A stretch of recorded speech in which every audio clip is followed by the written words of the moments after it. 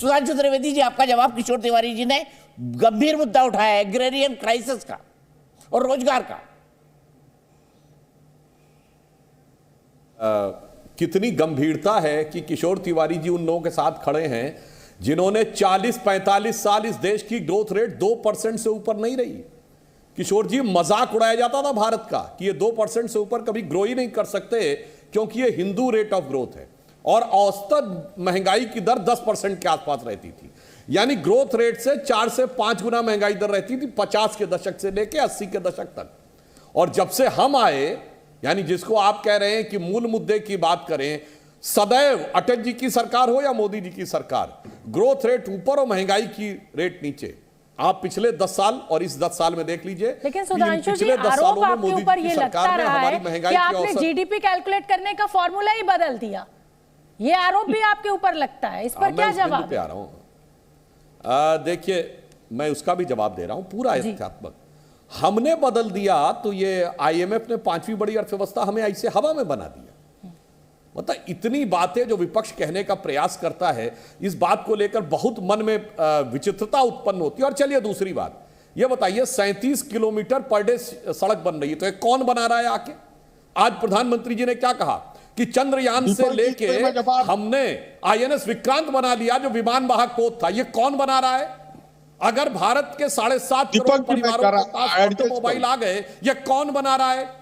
अगर 41 लाख लोगों ने पिछले ही 1 साल में 4 व्हीलर खरीदी है, तो किसने बनाया? ये सब हवा में बन गए।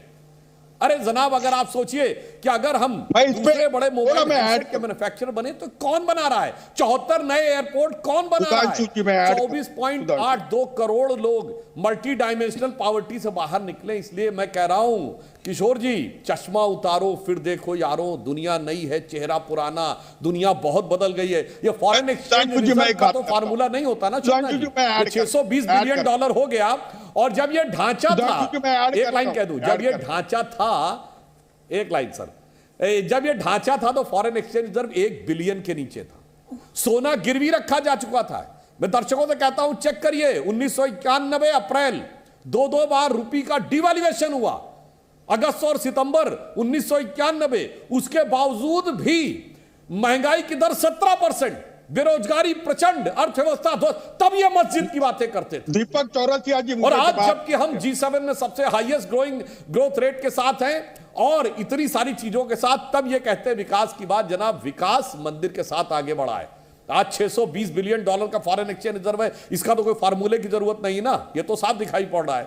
इसलिए मैं कह रहा हूं, यथार्थ हो या परमार्थ हो, दोनों का मार्ग राम के मार्ग से ही प्रशस्त होता है। गांधी ने भी राम राज्य कहा था और मोदी जी भी राम राज्य की तरफ ही देश को ले जाना चाहते हैं। किशोर जी, आप जवाब दे दीजिए। और फिर सुधांशु त्रिवेदी, मैं इस राम राज्य की परिभाषा समझना चाहती हूं कि जो आगे प्लान बताया गया है प्रधानमंत्री मोदी के द्वारा, वो आपके हिसाब से क्या है राम राज्य की परिभाषा? लेकिन उससे पहले किशोर जी का जवाब सुन लेते हैं। बोलिए किशोर जी। किशोर तिवारी जी ने चश्मा उतार दिया वैसे।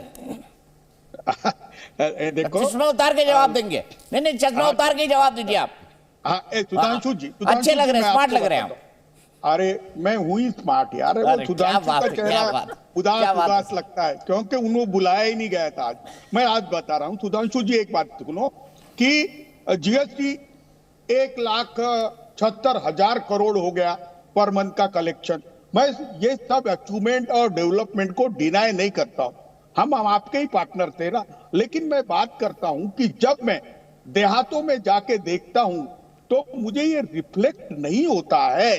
किसानों की आत्महत्या कम नहीं हुई, वहां पर मनी फ्लो रूरल इकोनॉमी में आ नहीं रहा, क्रय शक्ति बढ़ गई, लेकिन लोगों के पास पैसे की बहुत अड़चन है। मुझे लगता है कि इस पर एक बार बोलो आपकी 140 करोड़ के देश के में आप क्या टूरिज्म से इकोनॉमी बदलोगे? देखो, भारत के सामने एक तो अर्बन मासेस की डेवलपमेंट का मॉडल है, दूसरा रूरल इकोनॉमी का है। मैं अभी बात करता हूं कि आज जो 5,000 लोग थे उनके पास भारत की 97% संपत्ति और संसाधन है। मैं तुमको बता रहा हूं, यह डिस्पैरिटी हमको दूर करनी पड़ेगी। हमें ये 2% लोगों के पास एटलीस्ट इनके पास अरे किशोर जी, यही तो बात 40% प्रधानमंत्री संपत्ति और मोदी कह रहे हैं ना कि राम राज्य संसाधन आएगा तो ये सब कुछ ठीक हो जाएगा। यही प्रधानमंत्री मोदी कह रहे हैं। सुधांशु जी बताइए किशोर जी को राम राज्य की परिभाषा और कैसे जो इन्होंने आप पे आरोप लगाए वो सब दूर हो जाएंगे।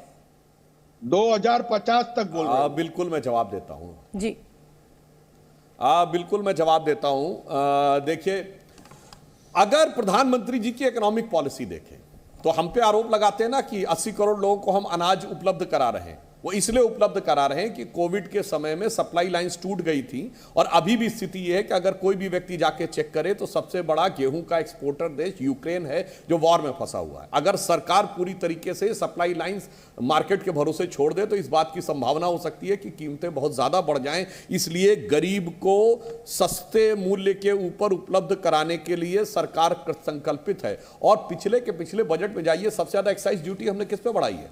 प्रीशियस आइटम्स पे, जेम्स एंड ज्वेलरी पे, यानी हीरे जवाहरात पे, मणिमाणिक के ऊपर बढ़ाया जो सबसे अमीर लोग प्रयोग करते हैं। और किशोर जी, तुलसी ने रामचरितमानस में राम राज्य के आर्थिक नीति के बारे में लिखा है, मणिमाणिक महंगे किए सहजे तृण जल नाज, यानी मणिमाणिक महंगे किए और अनाज को सहज उपलब्ध कराया। मणिमाणिक महंगे किए सहजे तृण जल नाज, तुलसी सोई जानिए राम गरीब नवाज। वही तो मोदी जी कर रहे हैं। अब दूसरा बताता हूं, जो आपने कहा, भगवान राम जब जन्म लिए थे, यदि उनका जन्म केवल रावण वध के लिए हुआ था तो बहुत आसान था। अयोध्या के राजा के रूप में पैदा हुए थे, अयोध्या की सेना लेके जाते, रावण को मार देते, पर उससे समाज में चेतना है, धर्म नहीं स्थापित होता। धर्म तब स्थापित हुआ जब राजा राम वनवासी राम बने। फिर वन में जाकर निषाद राज का सम्मान, शबरी का सम्मान, अहिल्या का उद्धार, सुग्रीव का राज्याभिषेक, वानर, रीछ, भालू, समाज के उन कोनों में खड़े हुए लोग जिनकी तरफ किसी की दृष्टि भी नहीं जाती थी, सबको संगठित किया, सबको सशक्त किया, सबको सत्ता में स्थान दिया और उसके उपरांत जाके उस समय विश्व की सबसे बड़ी शक्ति को समाप्त किया। तो भगवान राम का राज्याभिषेक से पहले निषाद राज का राज्याभिषेक हुआ, सुग्रीव का राज्याभिषेक हुआ और माता शबरी का सम्मान हुआ। और आज आप देखिए, भगवान के अपने घर में प्रवेश से पहले 4 करोड़ लोगों को आवास मिला, गरीब लोगों को, जिसमें 3 करोड़ महिलाएं हैं जिनका रजिस्ट्री में नाम लिखा हुआ, 11 करोड़ लोगों को शौचालय मिला, करोड़ों महिलाओं को गैस मिली, 50 करोड़ लोगों को आयुष्मान भारत योजना के तहत स्वास्थ्य की सुरक्षा मिली। इन सब को सभी सुविधाएं उपलब्ध कराने के बावजूद, और यह भी एक संयोग देखिए, जब श्री राम जन्मभूमि का शिलान्यास हुआ था मान्यवर 1989 में, तो पहली ईंट रखी थी कामेश्वर चौपाल ने।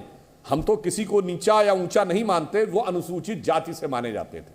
2019 में जब जजमेंट आया तो हमारे राष्ट्रपति, महामहिम राष्ट्रपति रामनाथ कोविंद जी थे जो अनुसूचित जाति से थे। आज जब उद्घाटन हुआ है तो हमारी राष्ट्रपति द्रौपदी मुर्मू जी अनुसूचित जनजाति से हैं, नरेंद्र मोदी जी पिछड़े वर्ग से हैं।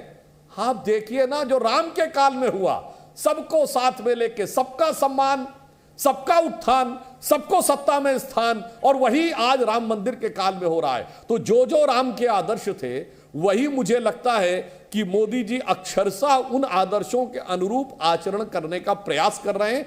और ये आर्थिक नीति से लेकर, और एक और चीज आपको बात बताएं, भगवान का एक और आदर्श था कि अति कोमल रघुबीर स्वभाव यद्यपि अखिल रोक कर राहु, यानी बहुत कोमल हृदय थे, पर अगर कोई आक्रमण करेगा तो सबसे बड़ा बाण राम बाण ही माना जाता था।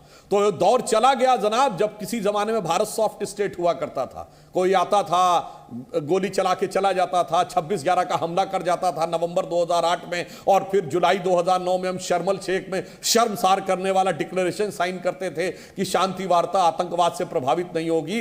अब वो भी करके दिखाया कि भगवान राम का मोहक स्वरूप बहुत दिनों तक हमने देखा, ठुमुक चलत रामचंद्र बाजत पैजनिया। अब जरूरत पड़ने पे कहा कि उससे भी प्रेरणा लेंगे कि धमक चलत रामचंद्र हालत लंकनिया।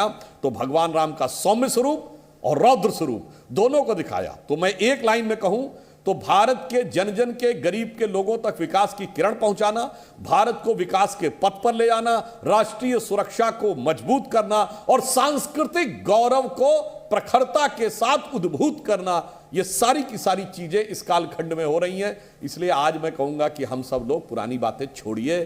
किशोर जी, हम ये कहेंगे कि पुरानी सारी बातों को हम छोड़ें। बैर न कर काहू सन कोई, राम प्रताप विषमता खोई। किसी से बैर नहीं है, विषमता को छोड़िए और नए भारत की प्रखरता के साथ आगे बढ़िए। ठीक है। जी न्यूज़।